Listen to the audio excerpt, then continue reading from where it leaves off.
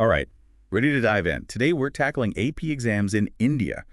Seems like more and more students in India are going for these, and, well, it's a smart move, wouldn't you say? Definitely. A good AP score can really open doors to universities worldwide. Give students an edge.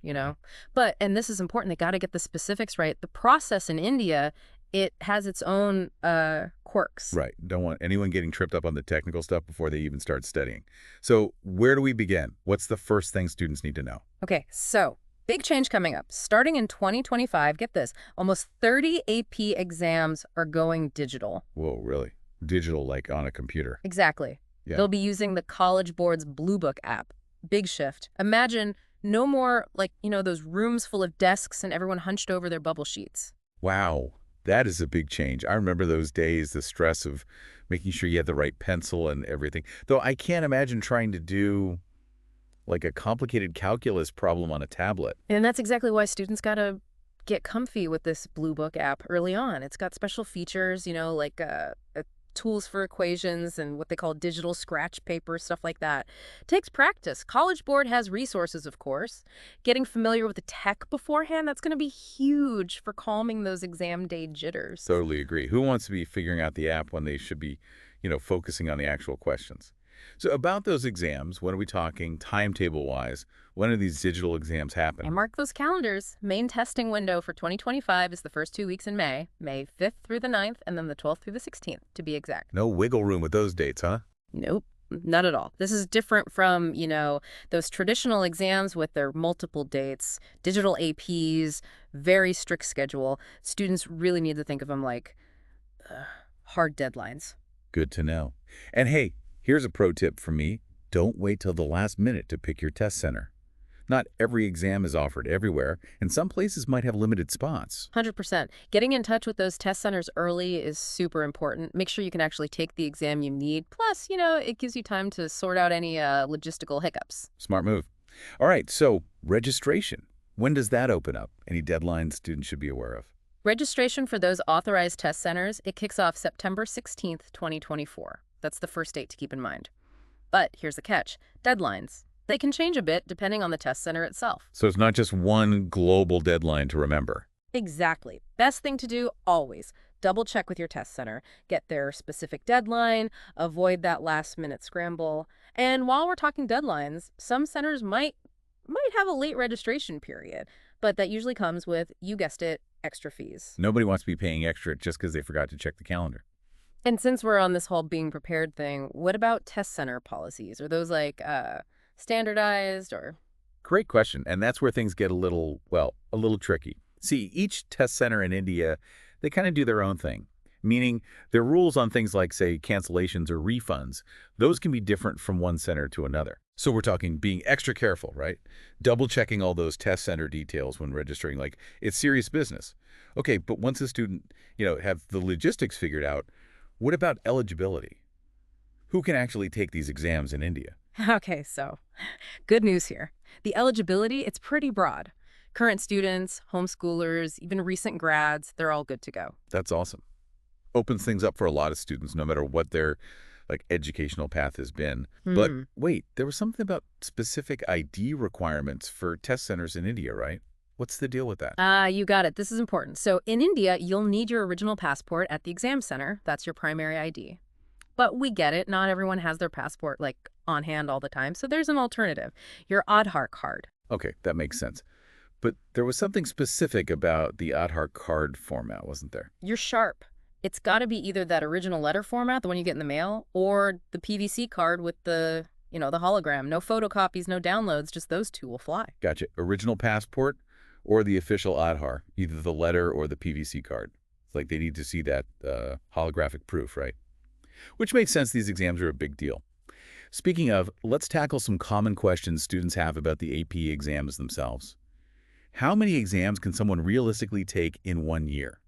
So unlike some of those standardized tests with their strict limits, there's no official cap on AP exams. It really depends on, the student, Yeah. their capacity, how much they're prepared to handle. So it's all about finding that balance. Exactly. Some students, they might be laser focused on just one or two exams, ones that, really match their interests or what they want to study in the future. Others, well, they're like academic superheroes, ready to tackle a whole bunch, especially if they've got a good study plan and, support to manage it all. It's like building your own academic buffet, picking the subjects that get you fired up. But how do students even begin to choose which AP exams to prioritize? It's a big decision. It is big, but it's exciting too. Think of it like mapping out an adventure, an academic one. First, think about what you love, what subjects just, make you curious. Then think about your university goals, any subjects that line up with, say, the program you're aiming for. So it's about matching your interests with your academic, maybe even career goals, right? Hmm. That way you're not just studying for an exam, you're building like a foundation for the future. Nailed it. And hey, remember, those AP scores, they don't expire like a carton of milk or something. They're good until you start college, no matter when you took the exam in high school. That's got to be a relief for some students, no pressure of a ticking clock. But what about students thinking beyond U.S. universities? Do AP scores matter internationally? This is where it gets interesting. Over 500 universities in more than 75 countries, they accept AP scores. From Canada and the UK to Australia and beyond, it's like an international ticket to higher education. So those AP scores, they can really open doors all over the place. Now, let's talk self-study. There are students out there who are like incredibly driven, ready to ace these exams on their own. Can you talk a little about what makes for effective self-studying? For sure. And first off, got to give a shout out to those self-studiers. That takes some serious dedication and focus. It really does.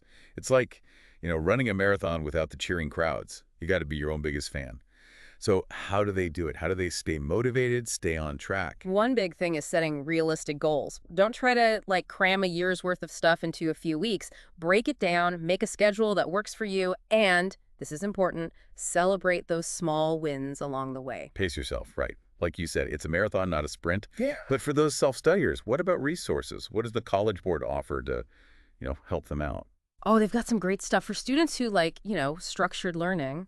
There are online AP courses. There are. Yeah, the College Board works with authorized providers for these. They've got all the content, practice materials, even chances to connect with like teachers and other students online. It's like having a virtual classroom, right? That's really cool. Opens up access for everyone, no matter where they are or what their school situation is.